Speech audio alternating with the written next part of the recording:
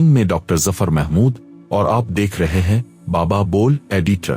دوستوں، آج ہم اپنے نقطہ نظر سے صوفیانہ تعلیم کے سلسلے کی ویڈیو میں 3 اہم نکات پر تذکرہ کریں گے۔ نمبر 1، صوفی ازم کا بنیادی اور ابتدائی نظریہ۔ نمبر 2، ایک عالمی روحانی ادیب کے ذاتی تجربے سے یہ سیکھنے کی کوشش کریں گے کہ ایک عام فرد کے اندر کس طرح صرف ایک رات میں صوفیانہ اور روحانی تشت بیدار ہو سکتا ہے۔ نمبر 3، ایک عام فرد صوفی بننے کی ابتدا کہاں سے کر سکتا ہے۔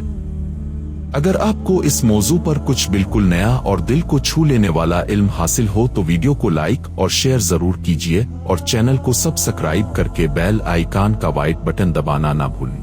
کیون کہ یہ پہلی ویڈیو اس موضوع پر ایک خوبصورت روحانی سفر کا آغاز ہے۔ انشاءاللہ آنے والی ویڈیوز میں اب روحانی سفر کا لطف اٹھائیں گے۔ تو شروع کرتے ہیں۔ دوستوں، ایک بات ذہن نشین کر لیجئے کہ اللہ نے ہر فرد کو مختلف حالات میں مختلف مزاج کے ساتھ پیدا کیا ہے۔ دنیا کی کوئی بھی فیلڈ ہو، ہر فرد کا ذہن اس کے لیے آمادہ نہیں ہو سکتا۔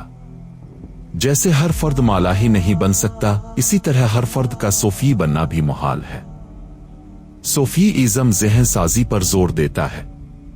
صوفیانہ تعلیم ثواب سے اوپر اٹھ کر تمام اعمال محض ذہن سازی کے لیے کیے جاتے ہیں، یعنی صوفی ازم ہر عمل کو ثواب کے بجائے ذہن سازی کے لیے اختیار کرتا ہے، کیونکہ صوفی ازم روحانی بیداری کا دوسرا نام ہے۔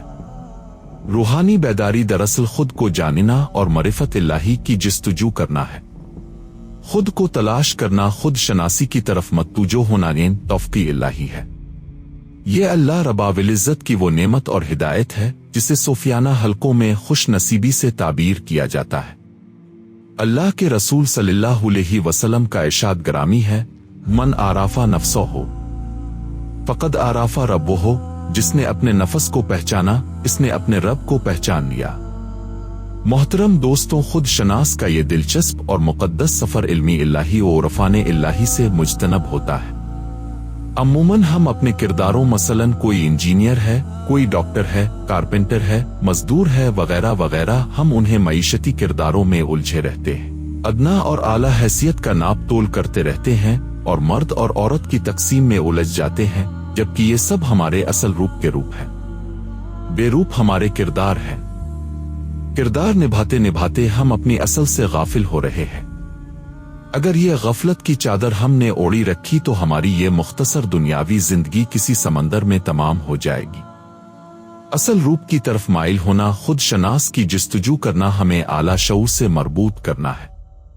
صوفی ازم خالی جمع خرچ کا نام نہیں ہے، بلکہ یہ غور و فکر کے نتیجے میں ہونے والا انتہائی حساس ذاتی نوعیت کا تجربہ ہوتا ہے جو ہمارے اصل روح کے وسیلہ محدود فطرت کی عکاسی کرتا ہے۔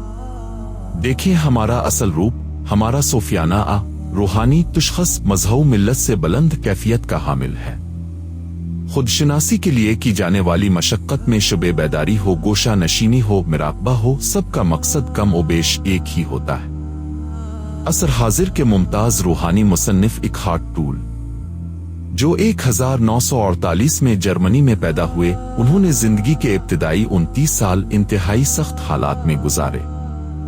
1977 عیسوی میں جب ان کی عمر 29 برس تھی، ایک رات شدید ڈپریشن کی حالت میں خودکشی کے رجحان کے ساتھ ان کی زبان سے ایک جملہ ادا ہوا کہ اب میں خود کو برداشت نہیں کر سکتا۔ اس کے ساتھ ہی اچانک ان کے ذہن میں ایک سوال اٹھا کہ کیا میں خود کو برداشت نہیں کر سکتا؟ کیا میں خود سے الگ ہوں؟ کیا میں اور خود، یہ میرے ہی دو رخ ہیں؟ اس کے بعد انہوں نے میں اور خود کے فرق پر غور کرنا شروع کر دیا، اور اس الفالجن میں بالآخر انہوں نے میں اور خود یعنی اپنی انا کے فرق کو پا لیا۔ انہوں نے اس کیفیت میں باطن کو خالی پایا۔ وہاں نہ ماضی کے خوشگوار واقعات تھے، نہ مستقبل کے خوف، نہ اندیشے، اور تمام مسائل اس وقت نہ جانے کہاں غائب ہو گئے، اور ساتھ ہی ان کا خود بھی غائب ہو چکا تھا۔ وہ صبح اٹھے تو سب کچھ پرسکون تھا۔ اس چھوٹے سے واقعے اور ذاتی تجربے نے ان کے اندر حوصلہ افزائی کی تبدیلی پیدا کی اور ان کی زندگی کو یکسر بدل کر رکھ دیا۔ وہ لندن کے ایک پارک میں بینچ پر جا کر بیٹھ جاتے اور غور و فکر میں مشغول رہتے۔ कैम्ब्रिज यूनिवर्सिटी में वो अपने दोस्तों और साबिक तलबा से उनके ख्यालात जानते और रूहानी व बातनी तरबियत के लिए उन्हें मशवरे देते। रफ्ता रफ्ता वो रूहानी उस्ताद और रूहानी मुशीर के तौर पर मशहूर हो गए। 1997 ईस्वी में बतौर रूहानी अदीब उनकी पहली किताब दी पावर ऑफ नाउ शाये हुई।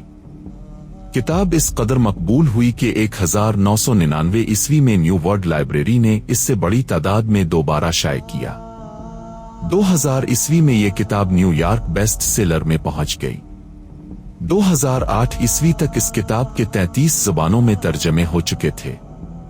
गौर कीजिए दोस्तों, माजी के गम और मुस्तकबिल के खौफ में घेरे हुए खुदकुशी के रुझान में अटे हुए डिप्रेशन ज़दा शख्स को एक टूल खुद शनासी पर तवज्जो देकर एक ज़ाती तजर्बे ने रूहानी मुशीर बना दिया।